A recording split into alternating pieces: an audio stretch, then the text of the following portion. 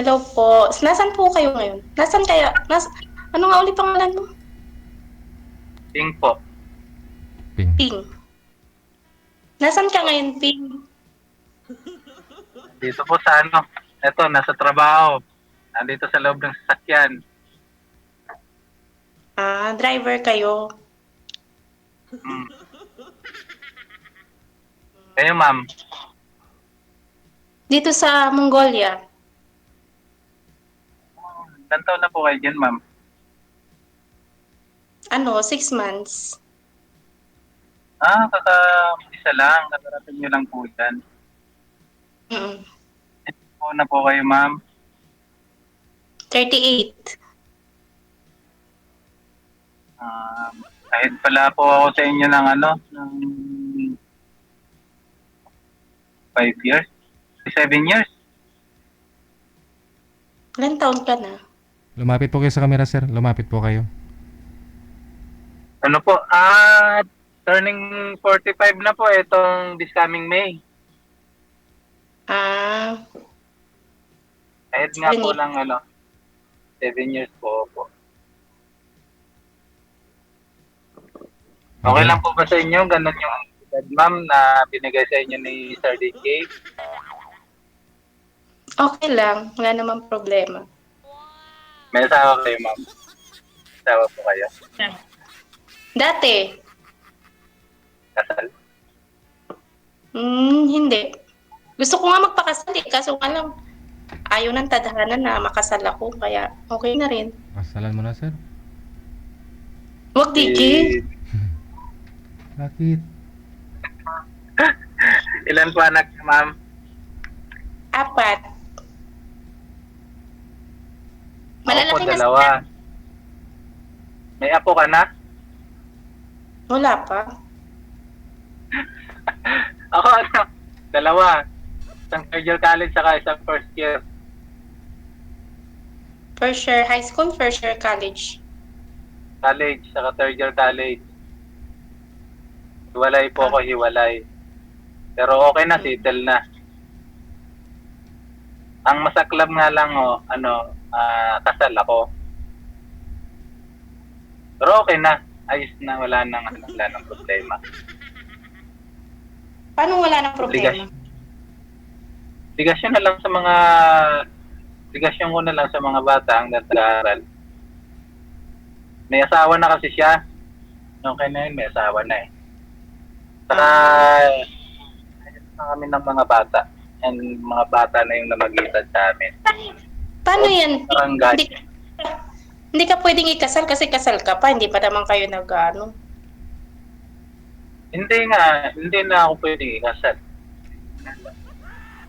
Wawa naman yung babaeng magmamahal sa'yo kasi hindi mo na pwedeng pakasalan. Magiging kabit kung sakali. Tingin ko parang hindi naman ganun eh. Kasi ang kasal, papel lang yan eh. Kami nga 19 years na nag-asawa, naghiwalay eh. So bali, wala, useless yung kasal. Ang mas the best dyan, yung talagang kahit hindi kayo kasal, kung talagang nagmamahalan kayo, na hindi kayo maghihiwalay talaga hanggang sa pagtanda. Yun.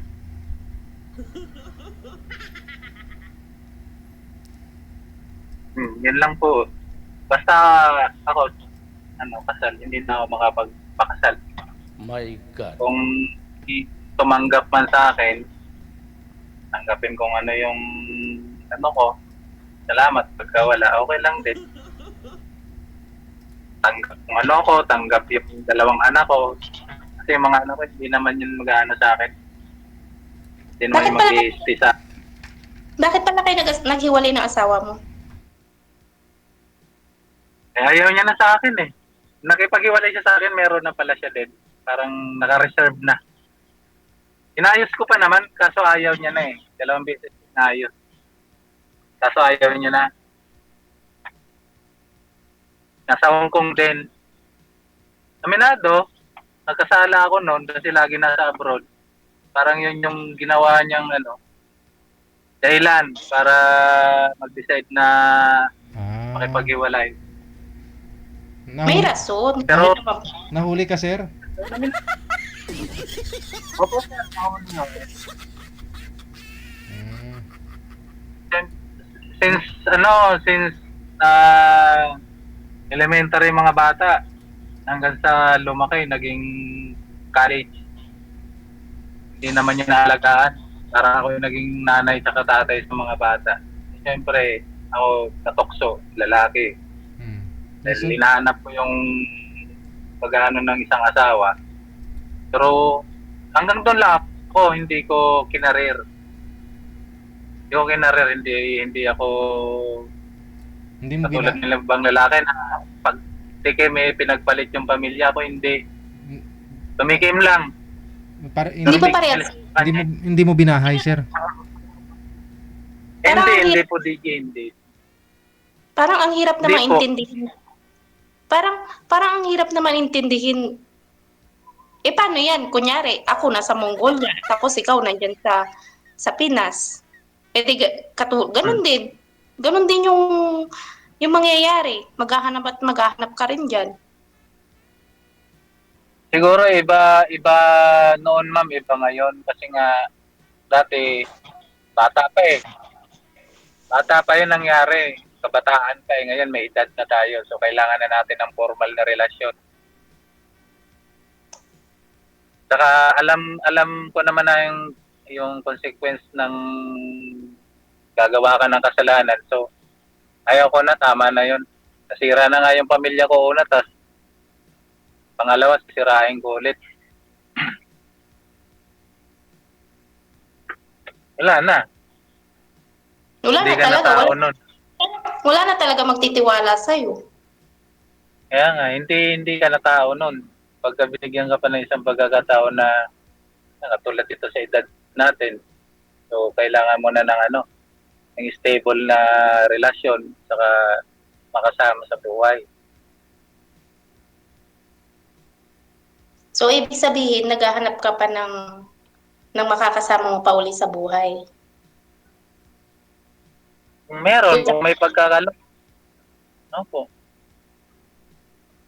Yung seryoso, yung formal na relasyon, Eh, paano yung sana paano kung seryoso, tapos ikaw hindi ka naman seryoso? Eh, wala rin. ako nga yung naghahanap, ma'am, ng seryoso, kaya nga ako sumali kay DJ.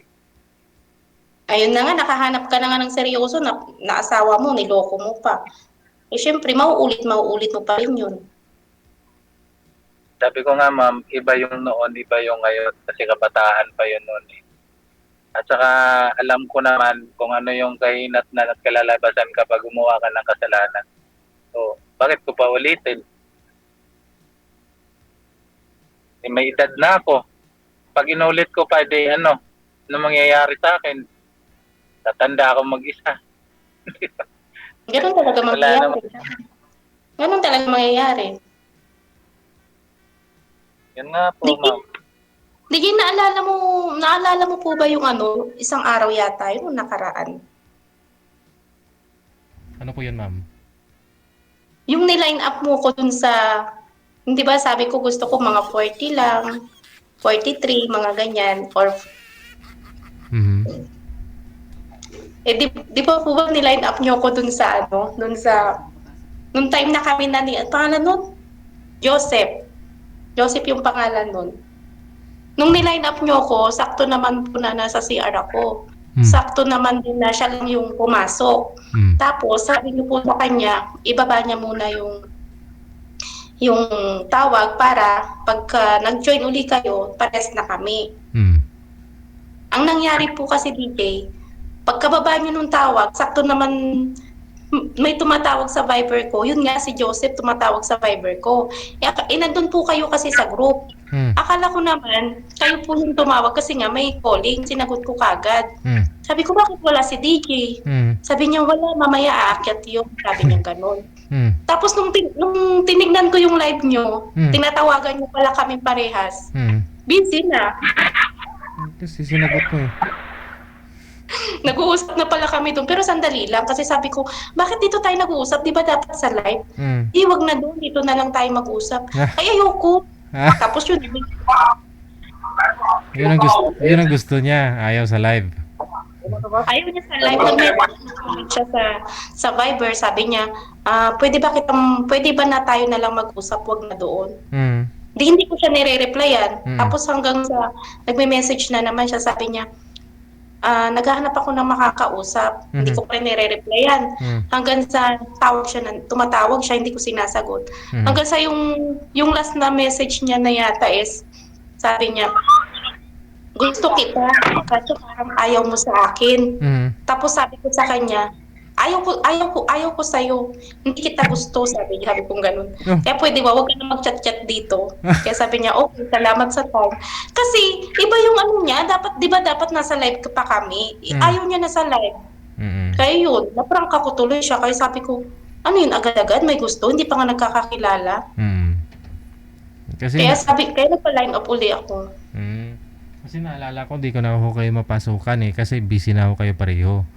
Dapat... Kasi tumawag siya sa group. Akala ko po, kayo yung tumawag kasi nandun din siya sa group. Yung pala, sabi ko, bakit nagsusulo ka? Sabi niya, wag na tayo dun. Tayong dalawa na lang mag-usap dito. Ha? Gusto mo makita si TJ? Gusto mo makita yung mukha ni TJ? Tagal ko na kayong hindi nakita yung mukha ni TJ sa camera. Kasi sumali ako last year. Last year, TJ, sumali ako noong November. Hindi ko nagustuhan yung una. Kasi malakas yung bagyo. ano?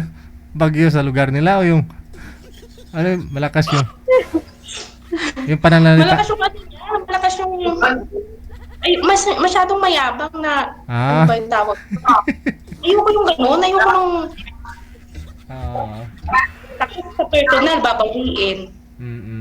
Dapat yung totoo ka lang sa kausap mo, yung totoo ka, hindi yung pag sa live mayabang, tapos pag sa personal, ay mga ano lang yun, mga ganyan-ganyan lang yun.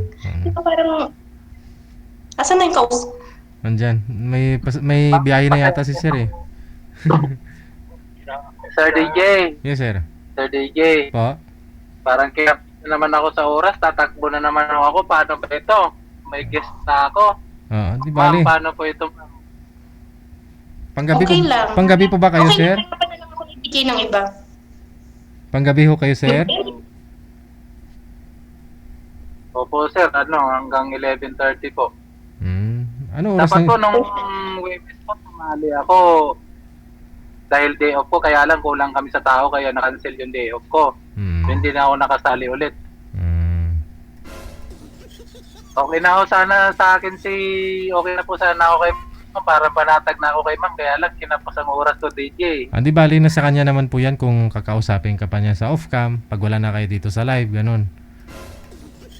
Diba Sir DJ, kapag ayaw ko, diba, Sa'yo naman po yan. tawag yan, sasabihan naman kita pag ayaw kita. Sabihan mo na, Sir ma'am. DJ, Sabihan mo na, ma'am. Sir DJ, hanapan mo ko uli ng iba. Alis na pala si Sir Ping Lacson. Ibig sabihin ayaw mo sa kanya. Madali pa lang kami nag-uusap Wala na. Baka may choices, baka pwede pa uli, baka may oras pa. Kung may oras pa naman. Sa ano na lang, sa off-cam kayo magpatuloy sa pag-uusap ninyo. Tapos, tuloy-tuloy lang. Tapos kung hindi mag-workout, pa-line up na lang po kayo ulit. Opo, ma'am. Pwede naman po. Ma'am. Opo. Pwede po ba yun? Bawal kasi mag-drive na nakasali dyan, ma'am Correct. Tuloy-tuloy lang ang pag-uusap ninyo sa off-cam. Huwag ka na malungkot, ma'am. Yung kamay mo, 500 pesos. Okay, panukli niyan. Connected naman ako po kayo dito. Maraming salamat. Tuloy-tuloy lang ang usapan. Ha? Ako, ma'am. Dito lang po ako, ma'am. Kung willing ka makipag-usap sa akin off-cam. Good luck sa inyo. Maraming salamat. DJ, next time po, salamat. Kung hindi kami ni ma'am ngayon, para sa susunod